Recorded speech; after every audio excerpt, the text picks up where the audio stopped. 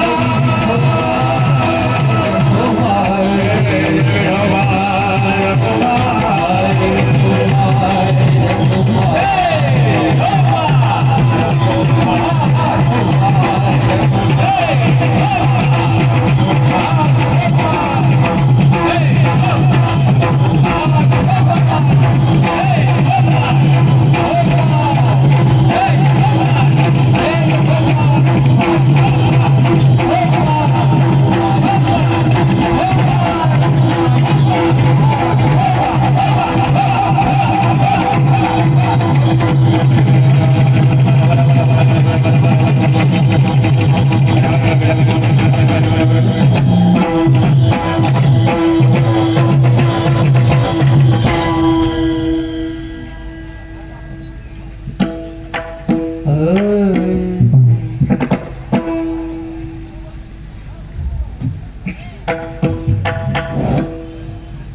संस्था रघुनानंतर पुढे सावरगाव संस्था बीडचे कोण म्हणा बीडचं कोण आहे हे पावनधामचं कोण म्हणतंय पावनधाम संस्था पुढे म्हणा अरे हे म्हणते पांडू म्हणायचं नंतर मनात लावताना शेवट बरं मला पांडू म्हणायचं पुढे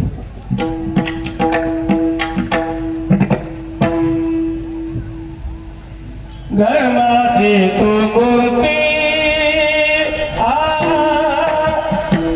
थाईत घ्या धर्माची तू मूर्ती थाईमध्ये म्हणा आणि धर्माचे पालन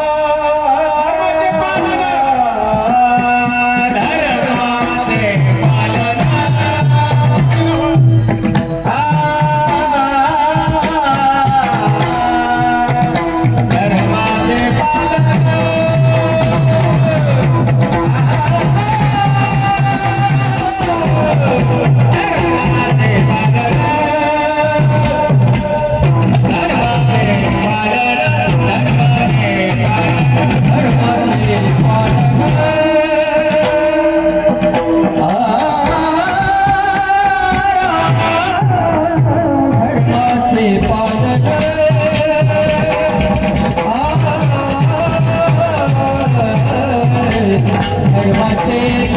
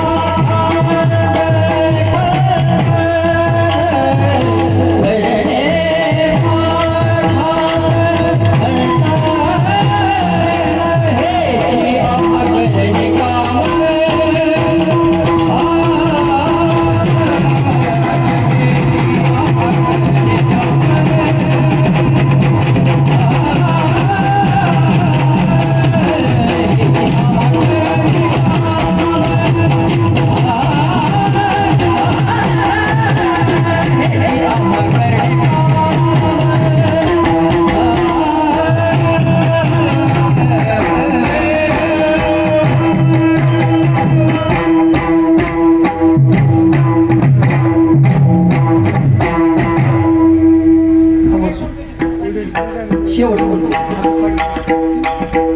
यांची अंमा करणे काम बीज वाढवावे ना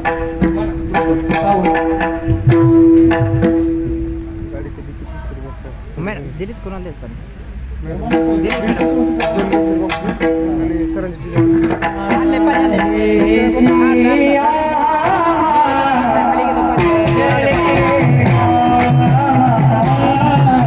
आपल्या गाडीत काय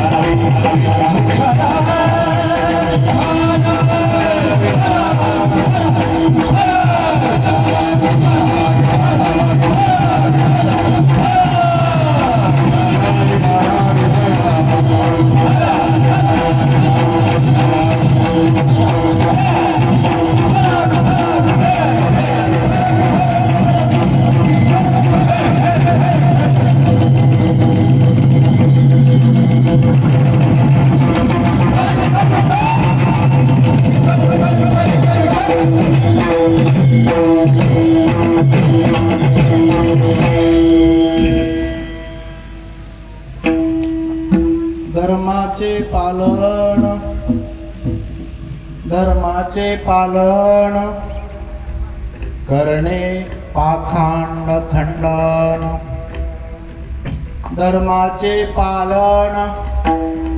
धर्माचे पालन करणे पाखंड खंडन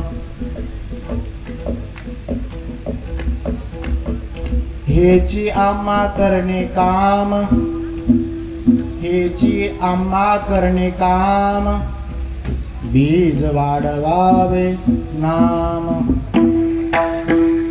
तीक्ष्ण उत्तरे हाती घेऊनी भान फिरे हेची आम्हा करणे काम बीज वाढवावे नाम नाही बिडभार तुका म्हणे साना थोर हेची आम्हा करणे काम बीज वाढवावे नाम पांडुरंगा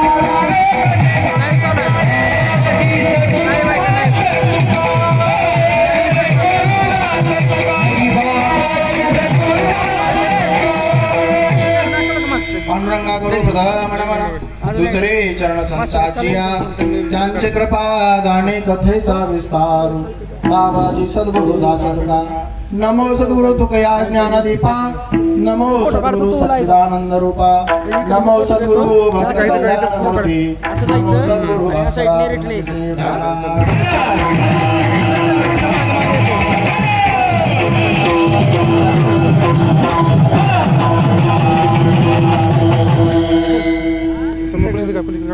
धर्माचे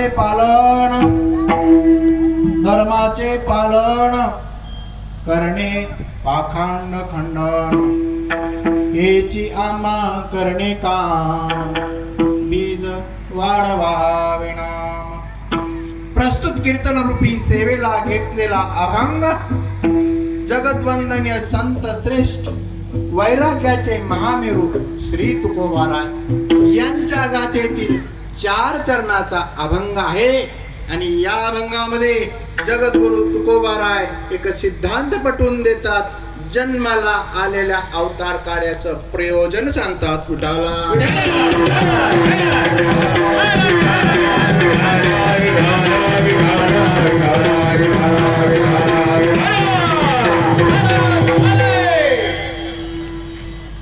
धर्माचे पालन करणे पाखंड खंडन याची आम्हा करणे काम बीज वाढवावे नाम. थोडासा परिहार द्यायचा तो असा. या कीर्तनाचं औचित्य सांगायचं ते असं. हा 3 मेची तारीख आहे. या 3 मेच्या तारखेमध्ये आपण जर चांगले कॅलेंडर असलेलं पाहिलं तर आपल्या लक्षात येईल कितीतरी शेकडो वर्ष असा योग आला नाही. तो योग या 3 मेला आहे.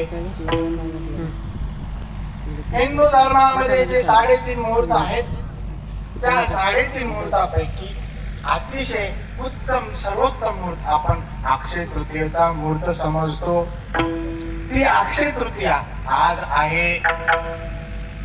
बस असा जो समजला जातो तो जो मुहूर्त आहे तो म्हणजे रमजान ईद हेही आजच. दुसरी गोष्ट महात्मा बसवेश्वरांनी ज्या लिंगायत संप्रदायाची स्थापना केली आणि ज्यांनी मानवता धर्मासाठी सर्व आपलं आयुष्य वेचलं त्या महात्मा बसवेश्वराची आज जयंती. चौथी गोष्ट जैन धर्म त्याग काय असतं त्याग कसा असतो हे जैन धर्मामध्ये आपण पाहिलं तर आपल्या लक्षात येईल. आणि जैन धर्मातलं सर्वश्रेष्ठ वर्षित पारणा तो आजचा दिवस 3 मे. आणि आणखी भगवान विष्णूचा अवतार परशुराम अवतार हे परशुराम जयंती ती आजच आहे.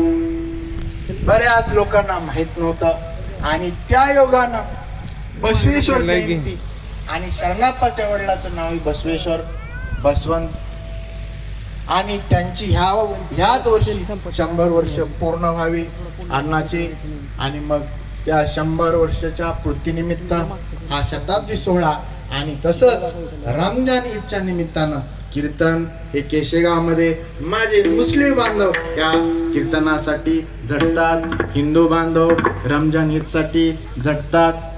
मी काय हे आजचं तुम्हाला सांगत नाही. केशेगाव हे काय असं गाव नाही भूकंप आला होता म्हणून कुठेतरी येऊन इथं वसलंय. केशेगावला ऐतिहासिक पार्श्वभूमी आहे. केशेगाव हे साधं गाव नाही. इथं आपणाला माहित आहे जुनं असं हेमाडपंथी महादेवाचं मंदिर आहे. आणि आपणाला आणखी माहित नसेल सर्वात जुनं जैनाचं मंदिर कुंभारवाड्यामध्ये आहे. पण माहित नाही आपण जात नाही. त्या केशेगावची महती फार मोठी आहे.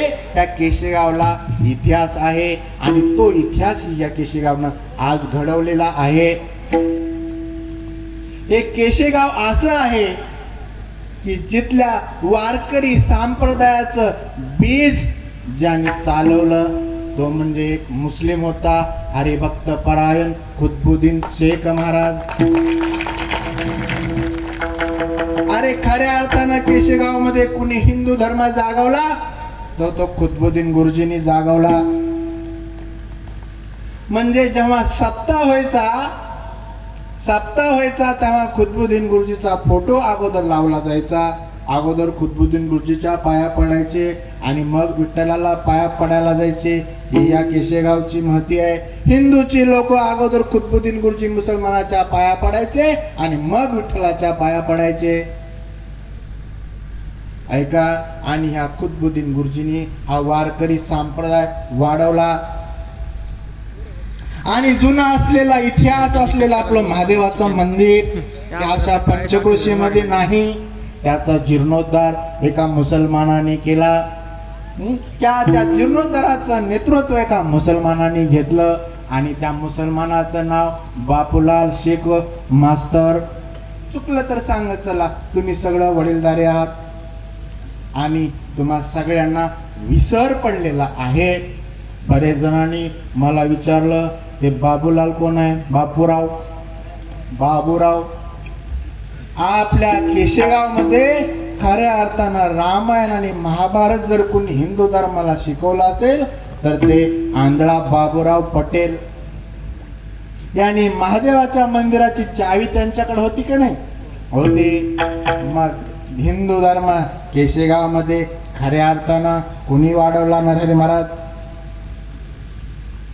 अरे ह्या केशेगावला इतिहास आहे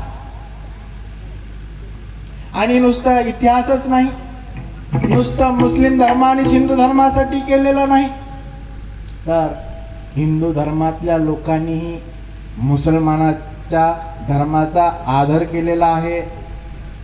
कैलासवासी संतराम पवार नियमितपणे रोजा पकडायचे की नाही? बोला. काशीनाथ माळी आज बी रोजा पकडतात. दिगंबर कोळगे रोजा पकडतात. आणखी बरीचशी लोक असतील. आणि तुम्ही मला सांगा, आम्ही लहान असताना टोळकेच्या टोळके घेऊन दर्ग्यात आषाढ महिन्यात गुरुवारी नारळ फोडायला जात होते की नाही? किती दर जणांनी त्या दर्ग्यावर नवस फेडलेत हिंदूच्या लोकांनी. असं हे केशेगाव आहे. आणि ह्या केशेगाव मध्ये तुम्ही लक्षात घ्या, 2 वारकरी मी अतिशय उच्च कोटीचे अनुभवले. एक मी पाहिला नाही, एक मी पाहिला. जो पाहिला तो दत्ता बापू कोळगे आणि जे पाहिले नाहीत ते खुदबू गुरुजी. आणि खरंच निजामशाहीच्या काळापासूनच आपले हे केशेगाव आहे. आणि त्या काळापासून सुद्धा कमालुद्दीन पटेल कुणाची घरं जाळली त्यांनी. म्हणजे सर्व धर्माला घेऊन मुस्लिम समाज केशेगाव मध्ये चालला, हिंदू समाज केशेगाव मध्ये चालला. एवढ्या सगळ्या दंगली महाराष्ट्रामध्ये देशामध्ये झाल्या, पण केशेगाव मध्ये आतापर्यंत हिंदू मुस्लिमची दंगल झालेली नाही. उठाला.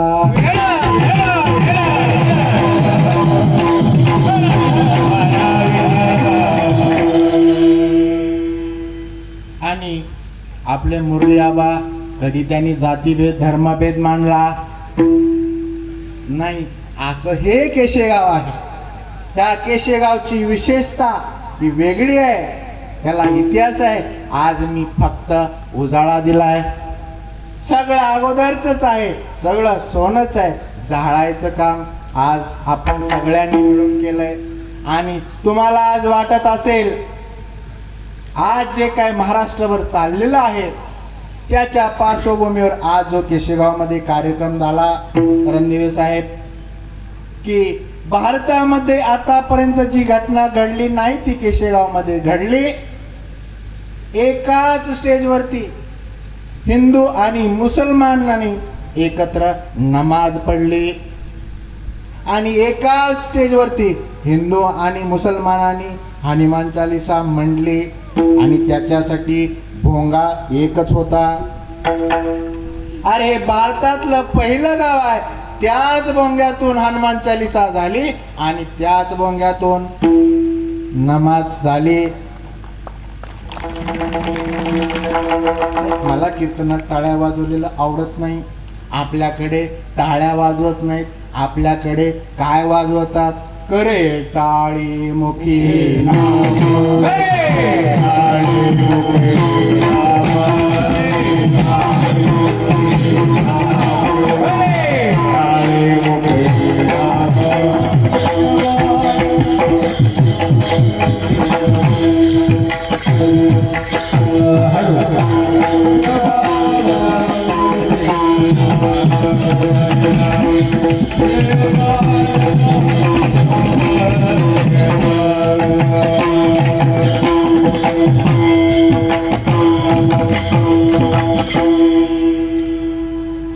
नवीन फॅट निघाले आता. कीर्तनकारांना डायलॉग मारायचा आणि श्रोत्यानं टाळ्या वाजवायचा. खरंच कीर्तनामध्ये उतरण्यासाठी एकमेव कारण ठरलं म्हणजे आता जे वारकरी संप्रदायाला बघण्याचा दृष्टिकोन करमणुकीचं साधन म्हणून बघायला लागले ते चुकीचं व्हायला लागले. वारकरी संप्रदाय हा करमणुकीसाठी नाही, कीर्तन हे करमणुकीसाठी नाही. कीर्तनकाराच्या पदव्या बघितल्या तर विनोदाचार्य, विनोदासाठी कीर्तन नाही. कीर्तन कशासाठी आहे? संतांनी आचारसंहिता घालून दिलेली आहे. भक्ती ज्ञाना विरहित इतरा गोष्टी न कराव्या, प्रेम बरे वैराग्याच्या युक्तीवर ऐसी कीर्तन मर्यादा आहे संतांच्या घरची. पण आता काय झालंय, कीर्तनकारांना कळलंय काय, जोक केल्याशिवाय लोक येत नाही, आणि लोक नाही आले की तारीख मिळत नाही, आणि तारीख नाही मिळाली की काय होतंय, उठाला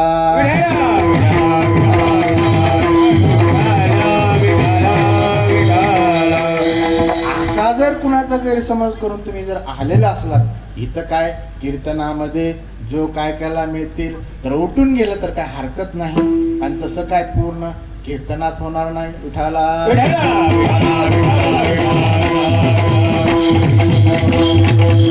कीर्तन कीर्तन म्हणजे आपला जे विषय होता विज्ञान आणि अध्यात्म.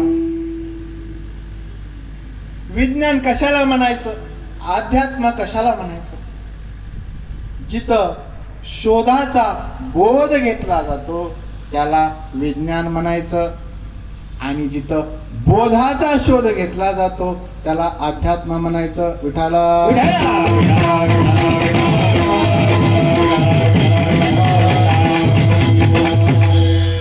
असं झालेलं आहे. विज्ञानाची लोक अध्यात्माला मानायला तयार नाहीत, अध्यात्माची लोक विज्ञानाला मानायला तयार नाहीत, आणि प्रत्येक धर्म सांगतोय आम्ही म्हणजे विज्ञान, आणि प्रत्येकाचं अस्तित्व वेगवेगळं सांगतोय. आणि खऱ्या अर्थानं धर्माचे पालन हा अभंग घेण्याचं हेच कारण आहे. काय, पहिल्यांदा आपणाला तो धर्म काय हे कळणं गरजेचं आहे, आणि मग पालन करायची गोष्ट. अगोदर आपणाला एखाद्या गोष्टीचं पालन करायचं आहे तर ती पहिल्यांदा गोष्ट समजून घेणं गरजेचं आहे. ऐका, आजच्या कीर्तनामध्ये आणि अनेक एक विशेषता मी केशेगावची आपणाला सांगतो. तुम्हाला माहित असेल की जैन मंदिर जे कुंभारवाड्यामध्ये होतं, त्या कुंभारवाड्याच्या जैन मंदिरामध्ये एक जोडपं होतं की नाही? जुनी कोण आहेत? नशीर चाचा, कोण आहे जुन्या? पांडुमामा, कोण? तिथं एक जोडपं होतं, आठवा. आणि जेव्हा त्या जैन जोडप्यामधल्या पतीचा जीव जायचा वेळ आला होता आणि पत्नी दिवा लावून बाजूला बसली होती, आणि तिच्या लक्षात आलं आता काय हा वाचत नाही, आणि तिनं सरळ नवऱ्याला घरीच सोडलं आणि पळत पळत कुठे गेली? आपल्या मीराबाईच्या पुढे जे बारव आहे त्या बारवमध्ये माऊलीनं उडी घेतली. माऊली गेली, आणि त्याच्यानंतर पती गेला. विठाला हे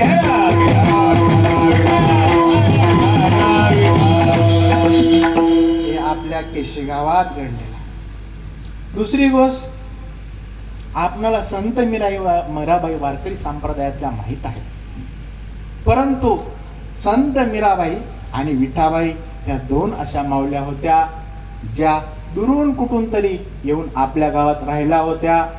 आणि त्या आपल्या गावामध्ये मी सगळे बुड आहेत ना, बुडाकून सगळं तास खाणून घेतलं हे सगळं.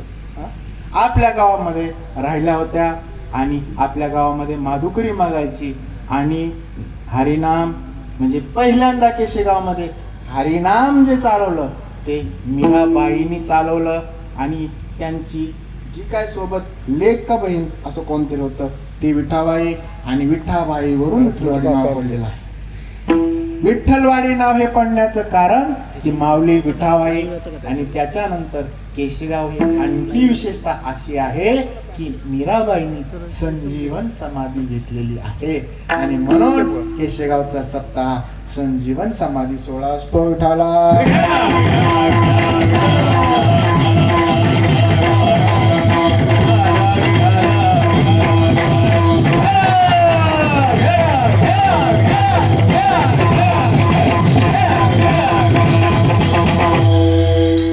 तर असं हे केशगावचं महात्म्य.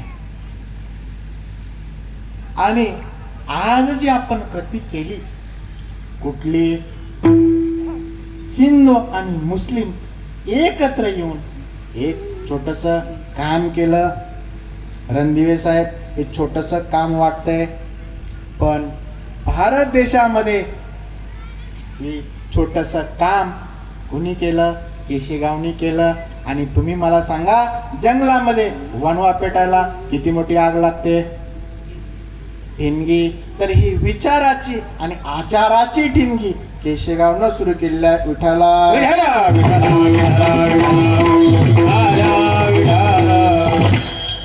मग आपल्याकडे कुतुबुद्दीन महाराजांनी संत मीराबाईच्या नावाने परत सत्य केली आणि त्याचं असं मोठं रूप वाढलं. पोरांना कसं सांगा, असं मोठं रूप वाढलं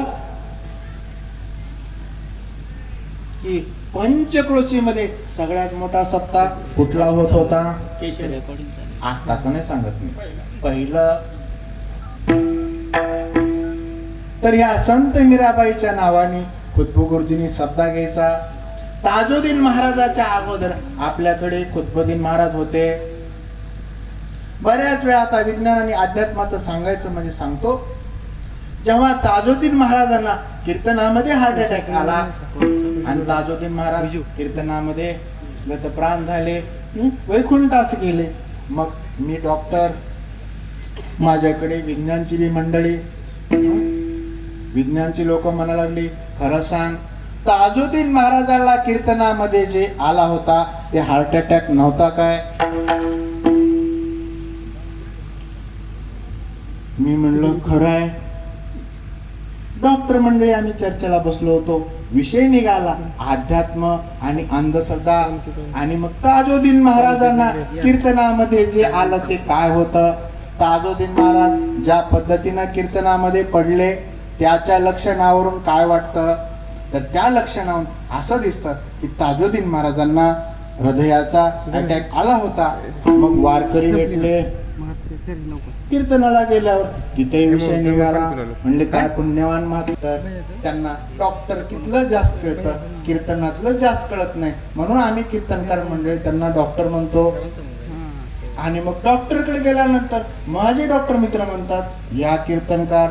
मी म्हणले काय? म्हणले तुम्ही त्यांना डॉक्टर का म्हणत नाही? ते म्हणले त्यांना डॉक्टर कितलं जास्त कळत नाही, त्यांना कीर्तनातलं जास्त कळतं. विठाला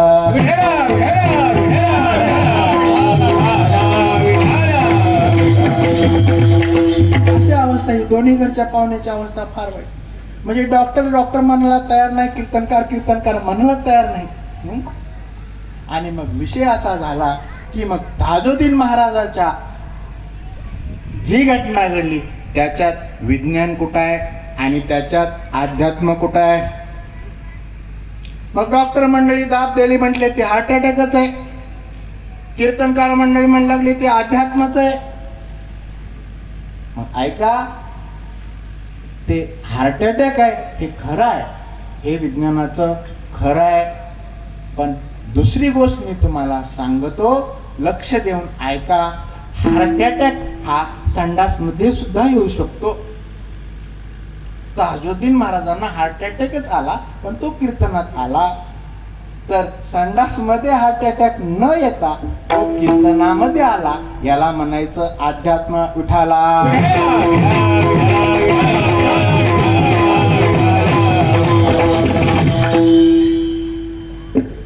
तर अशी या म्हणजे आपणाला आपण अध्यात्म मानायला तयार नाही. म्हणजे विज्ञानवादी लोक अध्यात्म मानायला तयार नाही, अध्यात्मवादी लोक विज्ञान मानायला तयार नाहीत. प्रत्येकाला असं वाटतंय अध्यात्म आणि विज्ञान सोडा, धर्मामध्ये सुद्धा धर्माबद्दल हे राहिलेलं नाही. हरिहरा भेट